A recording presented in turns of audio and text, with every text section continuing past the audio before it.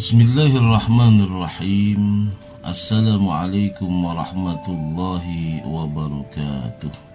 Masih keterkaitan dengan bagaimana tata cara kita berdoa, baik di dalam sholat ataupun di luar daripada kita sholat. Namun sebaik-baik doa yang kita lantunkan adalah ketika kita sedang sholat. Dalam sujud-sujud terakhir kita berdoa kepada Allah. Itulah yang sangat dianjurkan oleh Rasulullah sallallahu alaihi wasallam, fa'aksirud du'a bi khawatimis sujud. Banyak-banyaklah doa ketika sujud terakhir. Begitu juga Rasulullah menganjurkan kepada kita berdoa di mana saja, pada waktu kapan saja, karena doa itu adalah mukhul ibadah. Doa itu adalah intisarinya ibadah. Setiap kita sholat, kita pun berdoa. Mau melakukan apa saja, jangan lupa dengan doa. Mungkin kita mengira bahwa ketika kita berdoa kepada Allah itu bukan ibadah.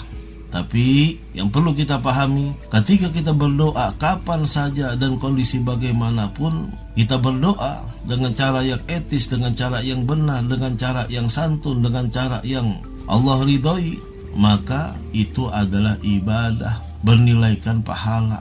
Kenapa demikian? Coba Rasulullah sallallahu alaihi wasallam dalam menelusuri kehidupannya 24 jam, itu hampir 20 jam itu digunakan untuk berdoa. Digunakan untuk berdoa. Mau ngapain saja berdoa. Mau makan berdoa, mau tidur berdoa, mau aktivitas berdoa, mau ke masjid berdoa, mau apa saja berdoa.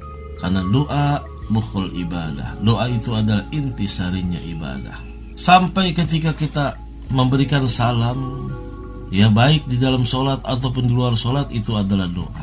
Fakana yusallimu an yaminihi assalamualaikum warahmatullahi wabarakatuh, an shimalihi assalamualaikum warahmatullahi wabarakatuh. Rawahu Abu Dawud bi isnadin sahih.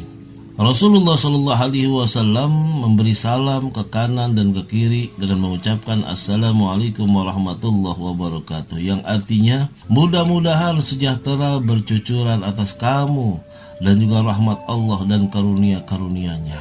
Untuk apa nih? Untuk kaum muslimin semuanya. Ada yang mengatakan itu untuk malaikat Raqib dan Atid, tetapi mempunyai filosofi yang lebih luas, yaitu untuk kaum muslimin dan para malaikat. Kita doakan. Kenapa?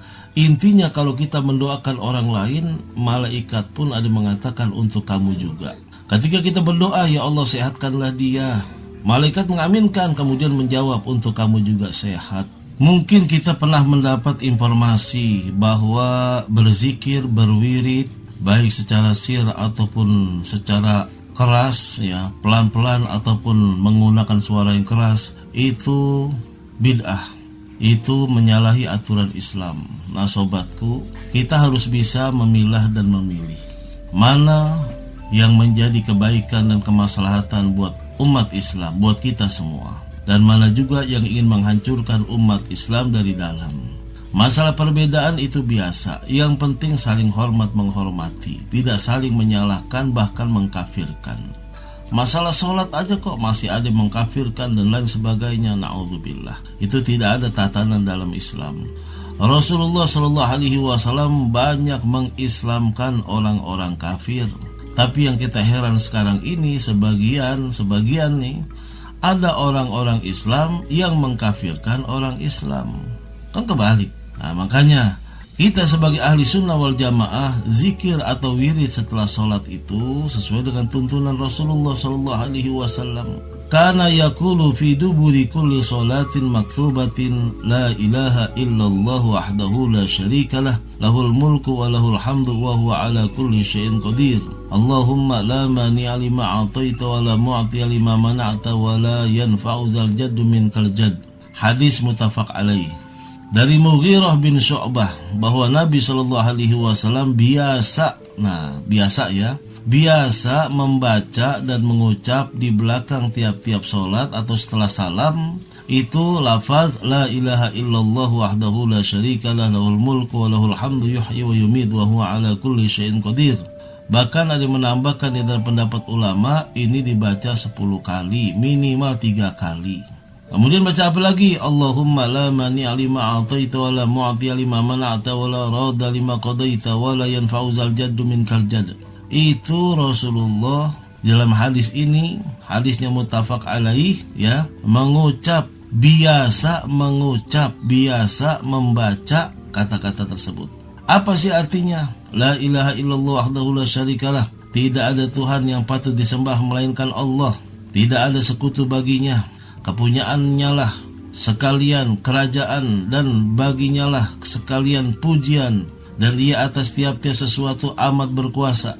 Wahai Zat yang Maha Kuasa, tidak ada yang bisa menghalangi apa yang Engkau beri, dan tidak ada yang bisa memberi apa yang Kau halangi, dan kekayaan tidak bisa menarik daripadamu untuk si kaya. La mani'a lima a'taita wa la mu'tiya lima mana'ta wa la yanfa'u zal jaddu minkal jadd. Itu semua adalah kehendak Allah Subhanahu wa taala, dan itu adalah doa.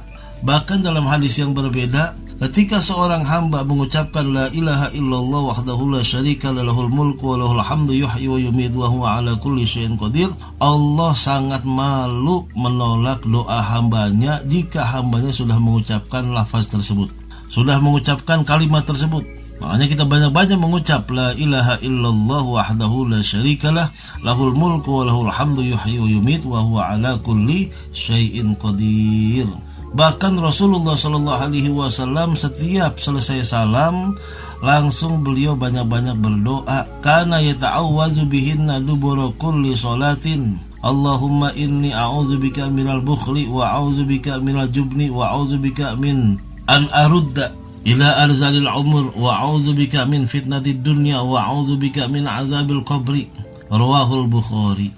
Dari Sa'ad bin Abi Waqqas bahwasanya adalah Rasulullah sallallahu alaihi wasallam di belakang tiap-tiap salat berlindung kepada Allah Subhanahu wa taala dengan katanya yang tadi sudah kita sebutkan, yang artinya, ya Allah, ya Tuhan kami, aku berlindung kepadamu daripada kebakhilan, dan aku berlindung kepadamu daripada kepelitan, kebaculan, dan aku berlindung kepadamu daripada sampai umur pikun, dan aku berlindung kepadamu daripada ujian dan cobaan hidup, dan aku berlindung kepadamu daripada azab kubur.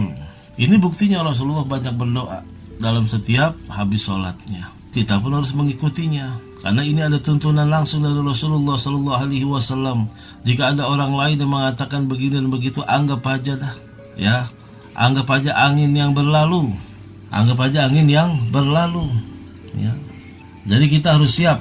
Ada lagi dalam hadis yang berbeda, apabila berpaling daripada sholatnya, Rasulullah Sallallahu Alaihi Wasallam ketika setelah salam mengucapkan kata-kata istighfar 3 kali, astaghfirullahalazim, sampai sahabat-sahabatnya pun mendengar. Berarti kan agak kencang suaranya, ya. Kemudian Rasulullah mengatakan, Allahumma antas salam wa minkas salam, tabarakta ya zal jalali wal ikram. Hadis riwayat Imam Muslim, ya. Hadis riwayat Imam Muslim. Dan banyak lagi bahwa Rasulullah SAW setelah sholat salam itu bertasbih, mengucapkan tasbih 33 kali, takbir 33 kali, tahmid 33 kali. Hadisnya pun sahih, ya, dari Abu Hurairah. Riwayatnya riwayat Imam Muslim. Ini kalau kita bacakan satu-satu, waduh, panjang ini.